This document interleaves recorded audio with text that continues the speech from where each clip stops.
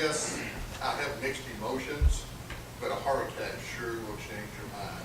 Amen to that. Not a stroke. Joan Tabor. I kind of had a statement, and I appreciate what you said about having a heart attack. My sister had a heart attack. We went to an ER that was attached to a hospital. They stabilized her. They got an ambulance to take her into the hospital, and she died within 7 hours. So it's not always the answer to have an ER close to you that's going to save you. I'm sorry. My question came in, and I really appreciate what you posted on the website of the questions that had been posed last week. They were very, very informational to me. And I went on the website every week waiting to see it. I was glad that it was up before this meeting. But if I understood correctly, what one of the things that I was reading is basically 16% is reimbursed of the expenditures to the hospital through their insurance. The remainder, 74, is covered by another way. Did I understand that study correctly? Yes, and it depends on which insurance you're talking about, Joan. That's what makes it so difficult, because Medicare reimburses one way, Blue Cross Blue Shield another way. It depends on their contract. It depends on their contract, yes. So in this, it's a possibility that the worst case scenario is 74% will be the taxpayer's burden, that we're coming up with that 1.6 million. No, the No. billed amounts for hospitals and doctors and all of those people go out. They don't necessarily reflect exactly what the cost to that person is. And so it's all paid based on a contract between the provider and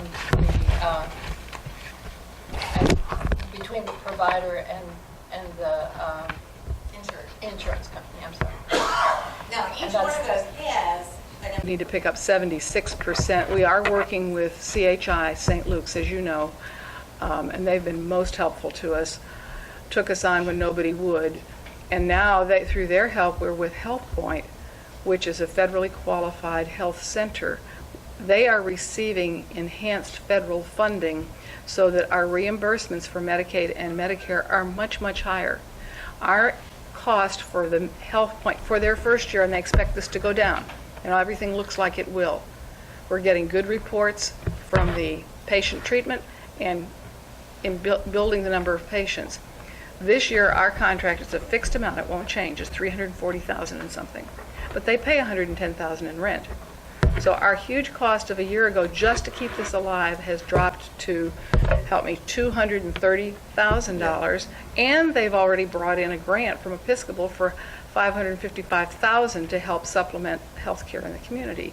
So we're working to get that cost down as low as we can. And that particular 500, if I read it correctly, was only for women's stay. No. It was written That's, on the web. the bulk of that money is going to establish an office here with a caseworker who will help do the following things. They'll help provide and coordinate voluntary or otherwise transportation for people who cannot make it to drive to appointments. They will help if you're having trouble paying for your prescriptions. They will help you find a way to get a lower rate for the prescriptions you're paying. And if you are referred to a specialist and the specialist you're referred to does not take whatever provider you have, be it insurance, Medicare, Medicaid, or self-pay, they will negotiate with providers for you in order to get you a reduced rate. So that office is here to serve the people of the community and try to lower their costs and be sure that they can make it to their appointments.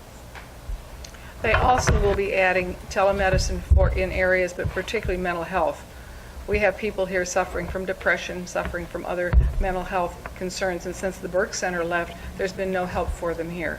So that's another thing that they're bringing in. And I'd like to comment that we're pleased because they are working with leading people out of Texas A&M, leaders in rural health, who are studying ways to enhance rural health, knowing we have limited resources. So we are trying every way we can to lower that cost. And I would just like to comment too, when we were not needing funds, we built what you see, no bond, by careful management of funds. We have a reserve. We had a tax at that time of 18 cents per hundred. We lowered it. Over 2 or 3 years, we lowered it to 10 cents. So when we could lower it, we lowered it because we had reserves and we had no need for it. Now, when we had a need, we slowly added a penny till we got back to the 0.1293 per hundred. So our commitment has been to only tax what we absolutely needed. But I don't know whether that answered your question or not, but we're thrilled with the FQHC. It's helped us tremendously already by lowering our cost and enhancing our health care for this whole community. We'll try to answer that question a little bit better on the website, Yeah. like we did in the past. Yeah, As far as the reimbursement and how that works. Yeah. And it's not, we're on the hook for the 74%. No, we're not. But any question? Do you have a figure on that? That's what I'm sorry. That's my question. But- Do you have a figure, basically, what your cost, what your loss could be? We have it. But we're coming up with that $1.6 million to make this work. I mean, Okay. We did it on the pro forma when we explained it in the pro forma, and I'll pull that back up. When we gave and we're going to go back, and as you'll hear, we're going to go back and keep working this. We're not done working it. But the largest part of that cost was the physicians. As we explained in those presentations, the ER doctors that were here when we were closing that last day, they came and begged Randy, can't we please stay? He said, what would you charge? What would it cost? It would have cost us It was 80-something thousand. $80,000 a month for just to keep an ER doctor. You multiply that times 12, that's far more than we were raising in taxes. So the largest part of that cost is the physician. But we'll go back and pull it, because we did do it in the presentation, and we do have the actual numbers and ratios, and I'll pull it, but it's in the presentation. And it's our best guess based on the mix and everything. My father used to have a saying, is how long is a piece of string? Well, until you measure it, you don't know. You know, what you can do is you can estimate it and everything. And what we've done is we've met with CHI Over and over. over and again, and to try to come up with the best performer that we can come up with. It's not etched in stone. Yeah, okay, and I'll be glad, submit it, but I think we understand it. We will try and get it out again. Yeah. Dr. Kwan, sorry, keep you for waiting. I just want to make 3 quick points. For those that are talking about trying to close down the board, I would just point out that, you know, the district only comprises about a third of the county because we're not in the middle of the county. And the indigent and care that's provided for our area of the county is administered by this board. Should they go away, then it'll be administered by the county judge. Indigent obligation does not disappear. It transfers back to the county where it started, and then it'll be determined by the county judge and the 4 commissioners. And of course, Groveton is in the middle, so your tax dollars will still have to cover that one way or the other. Second point is that, yes, there is another clinic besides Health Point in town that is not being supported by public funds. That clinic, however, picks and chooses who they serve. So, you know, they do not serve indigents or low-paying people. They serve the ones that they want to. And so, they're here, you know, for as long as they stay here. There were a couple of other clinics in town for a while. They are closed. So, you know, it is dicey no matter how you look at it. I do want to make a third point. In my 38 years, 39 years here, things have actually stayed pretty stable from what I've seen. You know, there have been people leaving, businesses leaving, but there have been new businesses coming. They have changed. You know, businesses have changed hands, but overall, you know, I see a lot of fresh faces that here tonight and, that have not been here, for, all this time. So there are people moving out, but there are people that are moving in, and there's new houses still being constructed in this area. And as you know, the growth is headed up 45. And so it's going on. Last point. Okay. The big startup cost is that you have to have the equivalent of 4.5 full-time positions here to cover 24/7. So, when you add up the hours and what it takes, I'm not privy to all the details, but it's about 4.5 doctors that you're bringing to town. Granted, there'll only be one at a time. The startup is you've got to have everything fully staffed, fully functioning from day one. And you do not get to start billing until they say you can start billing. You do not get approved to get paid for a minimum of 3 to 6 months, depending on the contracts and the insurance. We're out of time, I'm sorry. Thank you, sorry. Sorry, Dr. Quinn. Joel Newman, I hear a lot of people that are opposed to Medicare, or they sound opposed to Medicare. As somebody that has to depend on Medicare, it works out very well for me and my family. Now, granted, I have to carry a supplemental policy with that. If you carry straight Medicare, they're only promising to cover 80% of the bill that you run up. But I'm a dialysis patient, and they spend a great deal of money keeping me alive. So I'm slow to be critical of them.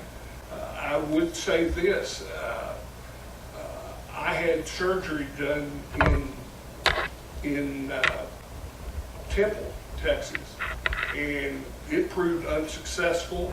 I had surgery then done in Huntsville, and it was unsuccessful. It wasn't until I went down to the Woodlands and they did the same surgery the third time that it was done properly and correctly and healed.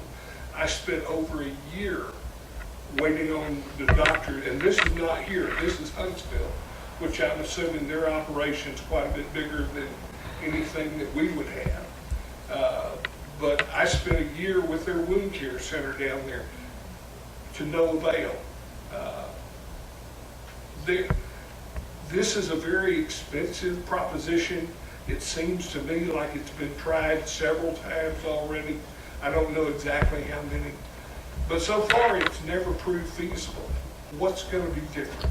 Well, it was feasible for 20 years until ETMC left. We had an emergency room here that worked. and we are trying to work with one of the leaders in healthcare. Not a small East Texas ETMC, good as they were, was small and very regional.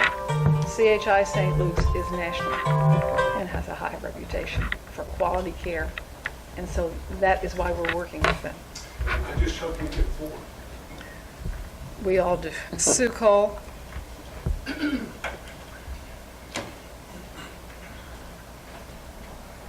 I pay Medicare every month. Prior to being 65 and starting to draw Social Security, I paid out of 2 Social Security out of any paycheck I ever drew. I came here with a broken ankle to this wonderful emergency room. I was stabilized, everything was fine. I couldn't have been treated until 4 days later by an orthopedic surgeon over in Huntsville anyway. So I was stabilized in our wonderful ER. Now, we're talked about growth of Trinity. Yes, we have some new shops. How many times do you pass an opportunity, buy Trinity first before you run to Huntsville? Say we have residents coming in, taking a look at our town, thinking about, we'll retire here and bring our income. Well, look, they've got Brookshire. Oh, they've got a filling, lots of service stations. Look at the fire station. Oh, yes, and the police. and look at that wonderful hospital and emergency room. Whoop, it's not here. Now, yes, we have the clinic, but we have a need. We've got children from preschool to high school. They have accidents. They fall off of bicycles. We've got the sawmill. We've got construction workers everywhere. We have several highways that converge here in Trinity. Cars have wrecks. We need an ER. Thank you, Sue. I'm not sure, Peggy, is it Kraut? I apologize. Kraut. Can I just sit? Sure, Peggy. My biggest concern is the cost, because just like the bullet train they tried to have, if the funding runs out, then the taxpayers are going to pick up the tab. It's just a fact. It's just going to happen. I just called a friend of mine before I left to see if she could come with me. She couldn't. She said, but I've signed the petition because I can tell you right now, if they raise my taxes, I'm going to lose my home because I just simply cannot pay anymore. She took in 2 boys to raise that are not her own. So she's paying for them. She barely makes ends meet. In fact, I bought Christmas presents for her kids before because she could not afford to buy Christmas presents. She said, I will lose everything. I'll have to lose Trinity Co. And I just know that it's wonderful to have a hospital, it's wonderful to have an ER, but if you don't have the money to pay for it, then more and more people, if they can't pay their taxes, are going to lose everything they've got. Then you're not even going to have that. And when you repossess it, then you sell it at a tax sale, and then everybody loses everything. And so many of the people are on fixed income, like myself and my husband. And if our taxes go up anymore, I just don't know what we're going to do. It just sounds wonderful, but I just know if it doesn't pay for itself, it's going to be on us. It's going to be on our back. And as far as new businesses coming here, the only one I know of that we can shop at that you can buy clothes is Dollar General. Because I don't know of any other clothes in Trinity when they shut Alco down.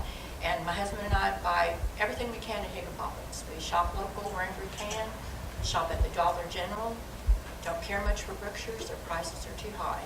If you have some competition, it will drive their prices down, but they don't. So I wish businesses would come to Trinity, because when they don't, it's like some people would rather see the town just dry up and blow away than to let competition come in, and that's sad. And I love Trinity. It's 6:03 p.m. Oh, we And your apologize. time, In case anybody was wondering. You just finish your sentence about how much you love Trinity. Go right ahead. We left Texas and moved to Tennessee. It was gorgeous, living on top of the mountain. Best weather in the world, but you know what? I had to come back to Texas. I wanted to come back to Trinity. We left Westwood Shores, went back to Westwood Shores. Love it here. I really don't want to live anywhere else. I want to live here. It just feels good, feels like home. Thank you. I miss Alco too. I miss Alco. Very much. We all miss Alco. I miss Alco a lot. I did too. And they were making money here. Okay, I hope I have this right. Is this Deanna Shelley? No. Dina Shelley. I apologize, Dina. I'm kind of on the Bill Elliott train. I was born in this hospital, actually. And so I grew up here, left. I haven't stayed here the whole time. But I do know, and for a while I owned a business here in town, so I do know that the growth of the town is dependent on the amenities they offer. With no ER, people are going to choose to live in Huntsville. They're going to choose to live somewhere else up the 45 corridor as it moves out of Houston. If people just looked at the tax rates in other communities and compared it to what a great deal they're getting here in Trinity, even with taking our taxes back to where they were when we had people we are, we still have such a low tax rate. And we do need the tax rate, and we do need the ER to sustain any kind of growth we're going to have in the area. Thank you very much. Just a minute. Let's see, I think we're on the third sheet. May I have it, Cheryl? No one else. No one else signed to speak? You sure? Did I miss anybody? Because I've always... I don't see it, but go ahead. Is there anybody else who wished to speak who either failed to sign in or is not? Okay, Julia? too much, but It's a I'll timer. stop you. Yes. Yeah, set the timer. y'all just warm it. I have been affiliated with the Trinity Peninsula Chamber of Commerce now for 20 years. I lived in Western Shores for 22 years. So what I'm telling you, observing, I've done from ETMC, came in here for 10 years and we renewed the contract, and came another 10 years, and it was wonderful. Now, did we ever have enough people and enough emergencies? You know, that's subject for y'all to talk about. But I do know that this community is a poor community. I knew this coming here. So when I came here, I had made a decision whether I could either help it or ignore it or live in my own little world in Westwood Shores. Westwood Shores, when I came here, had 500 people. They have 1,500 people. Do you know that Westwood Shores is the second largest city in Trinity County? You don't even consider it a city. But Groveton doesn't have that many people, neither does Apple Springs or anybody. So we're very fortunate that we have our own little world there. We have our own country club, we have our own garden club, we have our own civic club, we have everything that, but I elected because I had 2 sons in high school to do for Trinity. And so I have not left Trinity in 20 years, and I went to the chamber to learn what I could do more. Well, everybody wanted a second grocery store. That was the main thing, get a second grocery store so we don't have to pay Berkshire's prices. Well, I tried that and I found out a lot of things. First of all, I found out that Trinity County has 13,000 to 14,000 people. Has not changed in 22 years. They have, they stopped. Yeah. I'm sorry. Sorry, Julia. So sorry. You were on a roll, but you need to stop. The point is, there's 78% of the people in Trinity are on subsidized programs. And out of that 78%, 30% are white, 70% are black. There is only 2 industries, which is the school and TDCJ. And I'm just telling you, there are no jobs for people here in order to be able to afford health care and to be able to go to Huntsville or someplace else. So I took it upon myself that as much as I could do, because my God tells me to love one another and to whatever you do unto one, it's the same as doing it for me. So I'm going to fight for us to have this hospital, because I know once we lose it, we can never get it back, because we don't have the industry to get it back. So, By the way, you forgot about Trinity Steel. oh, yes. 130-something employees. Yes, you're right, you're right, you're right. And Westwood Shores, 50 employees, and this hospital, we were able to save 20 jobs. We saved 20 jobs. There were 70 when it was full-blown, and we've saved 20. We saved. Okay. Well, I appreciate everybody's comments. I think as people have been coming to the meetings, they've been learning more. I'm appreciative of that. And we are now going to go ahead and go into our board meeting. First thing, has everybody seen their minutes from the July 15th and July 23rd meeting? Are there any questions, additions? Okay, I'll accept a motion to approve both of them if that's the case. And I'll second. All those in favor say aye. Aye. Opposed, same sign. Okay.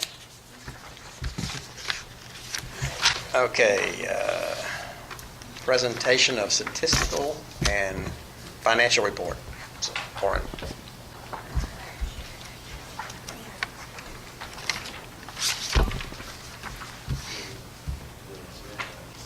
Yes, sure. What? What's statistical? That's the new term. Okay. All right. So this is for month ending July 31st. Like everyone has it. And cash, petty cash of $250. Our checking account, we're looking at the statement of assets, liabilities, and net assets, by the way. Our checking account, we had 42,000, over 42,000 on money market, down to a little less than 208,000. On our, one of our CDs in Pioneer Bank, 131,865. We have the two CDs at First National Bank for 250 apiece, and then the other CD at Pioneer Bank for 110.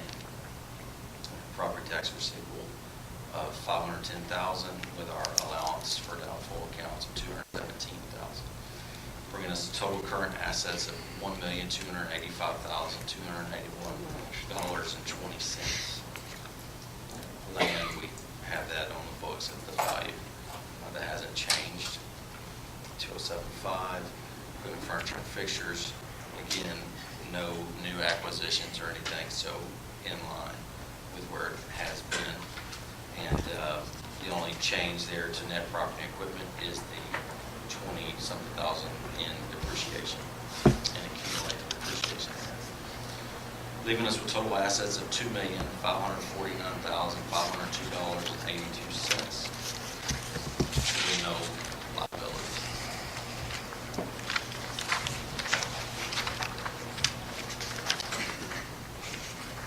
For the 1 month ended July 31st, we had tax revenues. I've moved on, I don't know, but statement of revenues and expenses. We had tax revenues of $10,920.04. We had rental income back from Health Point for $9,213. Interest income of $214.77. Leaving us with total revenues of $20,347.81. Contract labor was $12,985.58. You'll see the normal depreciation. Again, we haven't added any assets, so at $20,542.72. Insurance costs, this is the one big insurance cost that we had to USI for $39,068.45. That's a small office, $56. Professional fees, which included our fee and some consulting fees of $2,093.50. Repairs and maintenance of $2,193.97. Our normal security fee $52. You'll notice that telephone has a credit there in the expense of $28, and that's due to reimbursement from Health Point being credited against the bill. Utilities are $2,338, and that is also net of the Health Point reimbursement. And you'll see our big Health Point support payment of $85,887. Total operating expenses of $165,670.01. Leaving us with operating revenues less than expenses of $145,322.20. Lauren, may I interject that we pay Health Point quarterly, so we pay that sum 4 times during the year. That is not a monthly fee. Very good. Net assets at the beginning of the period were $2,694,825.02. At the end of the period, $2,549,500. We move on to your statement of cash flows. You'll see where we start with our net loss of $145,000. We're adding back in that depreciation of almost $21,000, leaving us with net cash used in operating activities of $124,779.48. Cash and cash equivalents at the beginning of the period were $1,117,301.94. And at the end of the period, $992,522.40.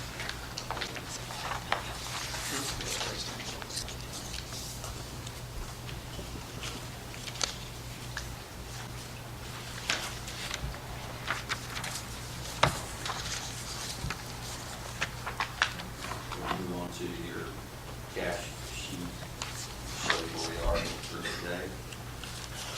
Basically, we had our, and I believe we kind of spoke to this last month, but we had our July 3rd American Fire Protection Group at $1,800 payment for our security check for the spring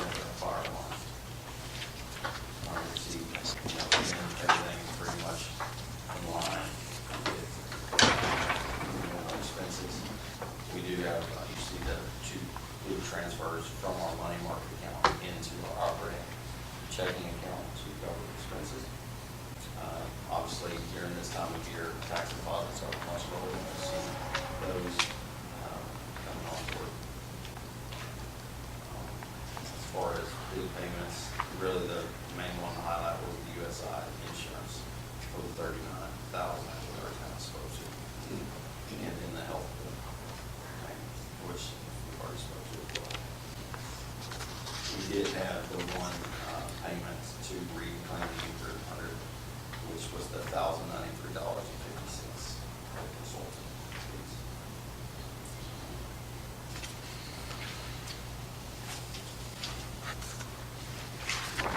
With that, we just, basically got some small repair bills and stuff like that. There's not really other things billed.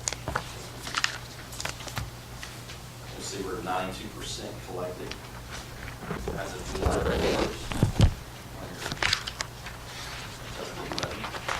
Report. And lastly, you'll see the budget security sheet show.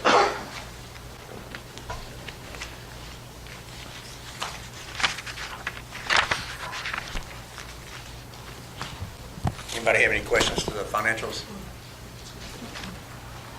I'll just make the comment, this is the first month of our new year. We go July 1 through June 30th, so this is the first report for That's the the worst first. month. Yeah, All right, I'll accept a motion to accept them. so moved. Second? Anybody second it? Second. Okay. All those in favor say aye. Aye. Opposed, same sign. Thank you, Warren. Committee reports, executive committee. I think, like I said, we took questions from the last meeting and they were answered. I believe they were emailed back, and then also the questions and the answers were posted on the website. We're going to do the same thing with your question to try to give a little bit better explanation of it I'll try and pull it out. from to what you. we know. So we'll continue to do that. Let's see. Report on status of negotiations with the ER with CHI St. Luke's. We're still talking to them. We have a meeting scheduled for September 16th, Yeah. I think, with the CEO of CHI. And at that time, we'll get into a little bit more detail with them. It'll help us understand the timelines, the numbers and everything. But we might just add that we finalized everything with respect to the clinic, because we still had a couple things hanging over, like a bill for phones that we felt that was theirs, and so they took on everything, and it's all clean and done. So it was very good. Yeah, there's a final separation on that. Congressman Brady had asked to meet with us last Wednesday, and so we had a representative from CHI, representative from Health Point, county judge, the executive committee, and I think Cheryl was there as well, and a few others. Basically, we were looking for what's going to save us. He didn't have that answer. He did tell us about some legislature coming up. I think one of the things that he was kind of preaching to us is, everybody's hearing about the Medicare for all. He's, I would say, adamantly against it. He came up with several reasons why it will not work, the cost of what it's actually going to be. And I think the bill that's proposed actually does away with a lot of the insurances that you probably have, and it's mandatory. So a lot of the things that he pointed out were not going to be good for individuals. He is concerned. I think he says in his district he has 4 critical access hospitals, and one of them is about to close, I think. So he's concerned about what's happening in his district regarding hospitals and clinics. He's aware of what the FQHC does, and I'm sorry, Dr. Kwan was at that meeting as well. I didn't mean to slight you. One thing that he said, you said critical care. Critical and access. Critical access. He told us that if we are in the future able to open the ER and the hospital, that he personally will assist us in getting an exception so that we could get designated Which- as As a critical access. That will tremendously help reimbursements. It will Yeah. tremendously help. And that's something that we will bring up with our meeting with CHI, because that changes the whole landscape, actually. It's just like the FQHC, the reimbursements for it are so much better. A critical access hospital would be much better too, and I think we're only out of it by 2 or 3 miles. 3 miles and a 4-lane highway from here to Huntsville. It's sad. That's If it all. was- If it was still 2-lane, we could qualify. Or we're a few miles farther. But anyway, anybody else have anything else that Congressman talked about? No. He was, he spent a lot of time with us, and he was asked the questions. But I got the feeling that his biggest thing was this Medicare for all is not going to be a good thing for anybody. He says it will bankrupt the country, And he among other wants things. to educate our community. He wants us That's to right. help He is, educate. I tell you what, he is sending us some information on it, and he's also including the actual bill. When we get that in, we told him we would post it on our website. So when we actually get a copy of the bill that's proposed and his comments about it, we will post that. Okay, Budget Committee? I'll save that when I make the recommendation on our Okay. resolution. Okay. Assistant to the Board report.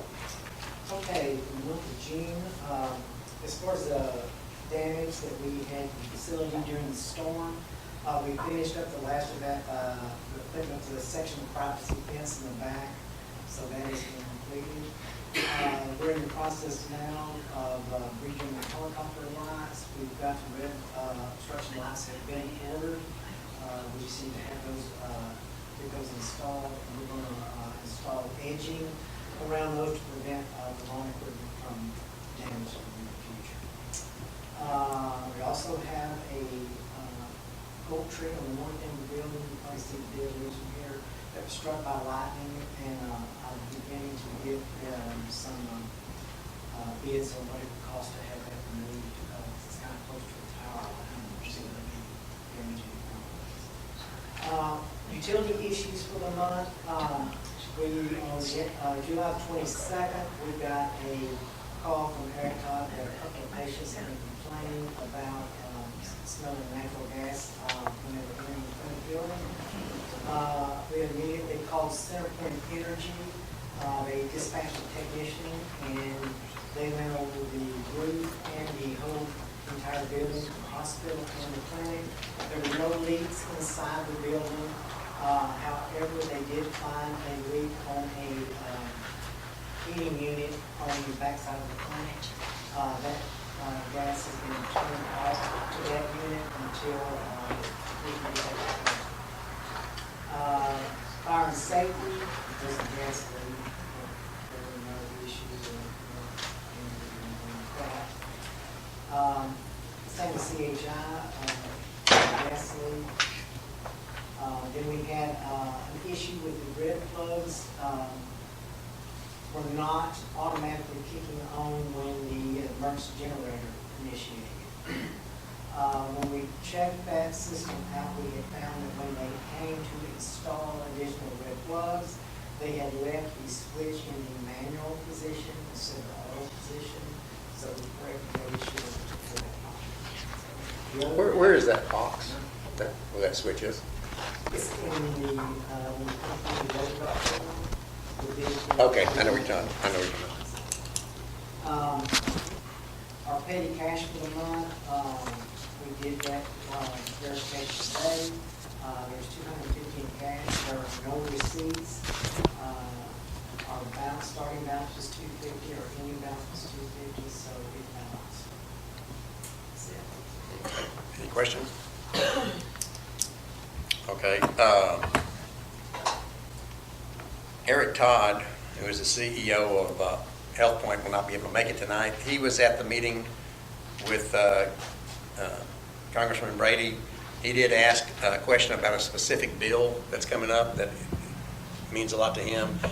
Again, Congressman Brady was very supportive of FQHCs, says it does a lot of good. One thing that Eric did tell us, that based on where they are now and what they're foreseeing, the support will go down next year. I think when we first started this, they said within 3 to 4 years, it may go away completely. Go to zero, we hope. And he said that we're on track for that.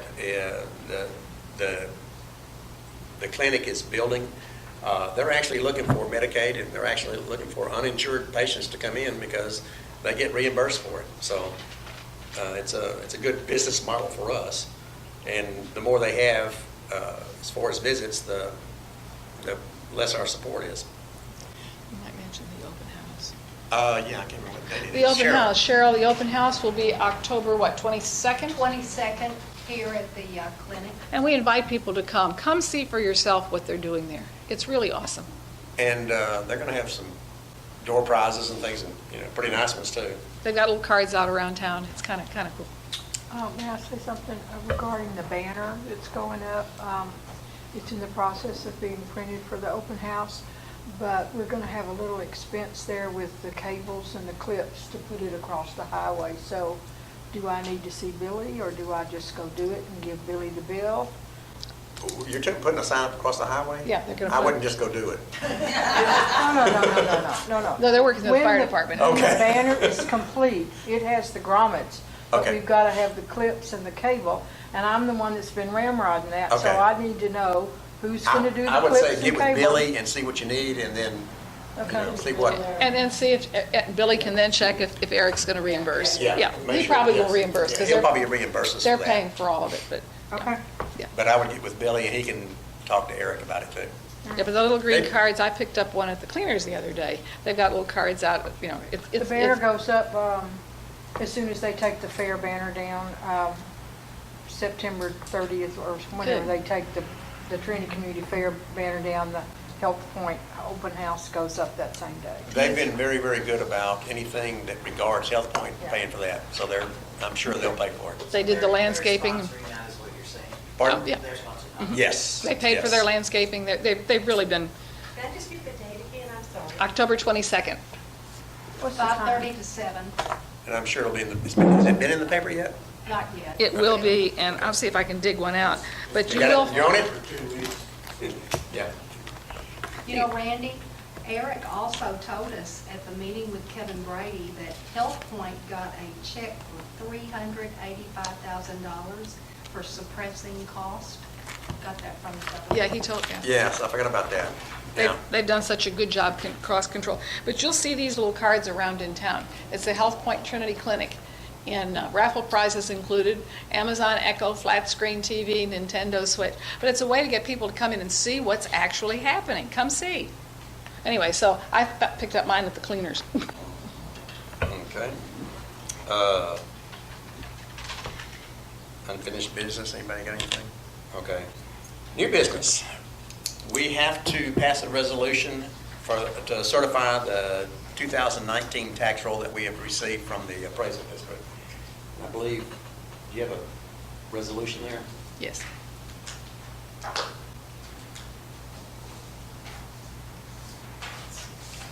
And then there's a, Why don't we do the two separately, and then we, because okay, then we can we're put going to it. adopt the certification of the tax roll.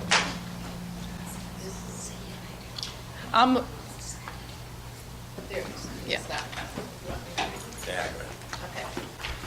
A resolution for section 26.04 property tax code. Whereas the Trinity Memorial Hospital District met in a regular open meeting to the public on August 19th, 2019. Whereas the Board of Trustees did review the tax roll as certified to them by the Trinity County Appraisal District Office, Gary Goulart, Chief Appraiser. Now therefore be it resolved that the Trinity Memorial Hospital District does approve this 2019 tax roll, appraised, assessed, and taxable value as certified to them. The anticipated collection rate is 92%. I move we pass this resolution. Any second? I seconded. All those in favor say aye. Aye. Opposed, same sign. Okay, we need to fill out the resolution, and can you take it with it? Yeah. Okay, now the resolution to set the proposed 2019 tax rate. And we have to also schedule 2 public hearings regarding it. And with your permission, I'd like to read this, and I'd like to start with a quote from Ecclesiastes. There is a time for everything, and a season for every activity under the heavens. As you all know, we have worked very, very hard to put out the information. We didn't come to this meeting tonight and just put something out that the community heard about next week. We put out information all over this community, and we asked you for input, and y'all have been wonderful in giving us input. So today it's time to propose, by law, we have to propose a tax rate at this time of the year. It's all set in concrete when we must do it. We set 2 hearings, and then a month from now at our next meeting, we adopt the proposed rate. So here we go. It says, today it's time to propose the Trinity Memorial Hospital tax rate for next year and to set 2 hearing dates. It's time to reflect on many things that bring us to the recommendation we make this day. The commitment of this board is to both inform and listen to members of the hospital district. Many asked us to reopen the emergency room. We worked on a plan to do so. In a series of presentations to the community, we noted our desire to have a vote on the increase, but that was only possible by rollback vote this year. The new Senate Bill 2, and this is not in this, but the new Senate Bill 2, after they studied it, they decided not to put it in effect this year because too many jurisdictions were already trying to prepare their budgets. So that bill is not in effect until next year. To the community, we presented facts related to the district and to the costs to reopen the emergency department and placed all of this on the hospital website. Sadly, some of these facts have been misunderstood and/or distorted by some in the community. We've tried our best to listen to those who have spoken and shared their views. This board has great gratitude to CHI St. Luke's Lufkin to their commitment to working with us when no one else could to maintain health care in Trinity. CHI St. Luke's has recently merged with Dignity to create Common Spirit Health, which is now one of the largest nonprofit health systems in the nation, a faith-based system. As CHI St. Luke's staff in Lufkin and Livingston work on the details of this merger designed to improve care for millions across the country, they have asked us to delay work on opening the Trinity Emergency Department for several months. Their commitment is to make this a successful and well-thought-out opening. They will continue to work with us in the coming year to look at the costs. We will look for grant funding for startup costs. It is our hope that this merger will make it possible for the cost to be less. So our views today are, number 1, CHI St. Luke's cannot begin work with us for several months, which postpones the need for the increase at this time. 2, many in the district were upset about the preliminary proposed tax increase of 27 cents per hundred. And recent reappraisals of their property have made this worse. 3rd, the tax increase needed with all today's data is 23 cents per $100 increase to a total of 36 cents per hundred. Although many still want the emergency department and some have asked to go forward now, many are concerned about this increase. So back to there is a time for everything, this is not the right time. If we wait until next year, the increase can be voted on by the public in accord with Senate Bill 2. We remain committed to reopening emergency services in Trinity and to maintaining and improving health care services in the Health Point Clinic. Therefore, it is our recommendation that the proposed tax for 2019 remain at the current rate of .1293 per $100 valuation. 2 hearing dates. The first public hearing will be held on September 9th, 2019 at 5:30 p.m. at the Emergency Room Waiting Room, 317 Prospect Drive. The second public hearing will be held on September 12th, 2019 at 5:30 p.m. at the Emergency Room Waiting Room, 317 Prospect Drive. And I end, Randy, as I started, and as we discussed, there is a time for everything and a season for every activity under the heavens. That is my recommendation, and I make that motion. Second? Second. Okay. All those in favor say aye. Aye. Opposed, the same sign? Okay. We are still committed to opening it. This delay, we think, will help us to maybe refine the numbers. CHI is still committed to helping us. They actually asked, since they're going through policy changes with this merger, they asked for the delay. It is our intent to continue to work with them to keep working on the prospectus, what is it? Pro forma. And that's what we will continue to do, but it's not the time right now to do it. And so with that, we've made a motion.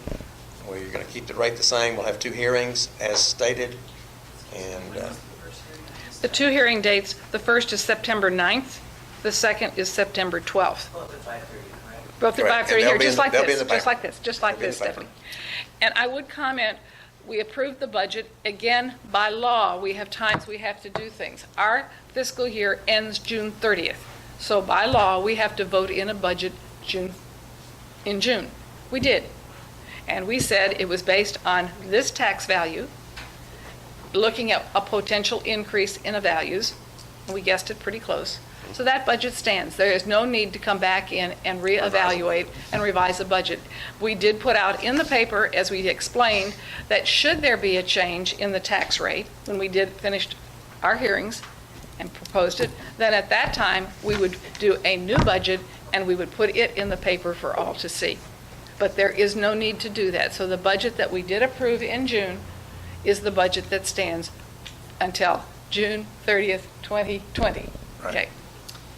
And again, just to reiterate, it is our biggest hope that because of this merger with Dignity, that there will be some cost savings due to an economy of size, and we will be able to open the emergency room next year with a smaller tax change. And we will keep working on it as hard as we can. We're also, and again, Eric and Health Point have been so good. They work with funding a lot, but we've also done some other looking. We're going to see if we can't get help with grants for some of the startup equipment, like the recertification needed for radiology and some things like that. So the commitment's there. We're just going to keep working at it. yeah, it was just, because of the timing, it was just not the right time. Okay, we don't have anything to go into executive session for, so I'll entertain a motion to adjourn. I don't think we need a second. I think everybody just gets You up and just walks get, out. I think we're going to walk out. And thank you so much for coming. Really, as somebody said, it takes tax increase for getting people to come, but come.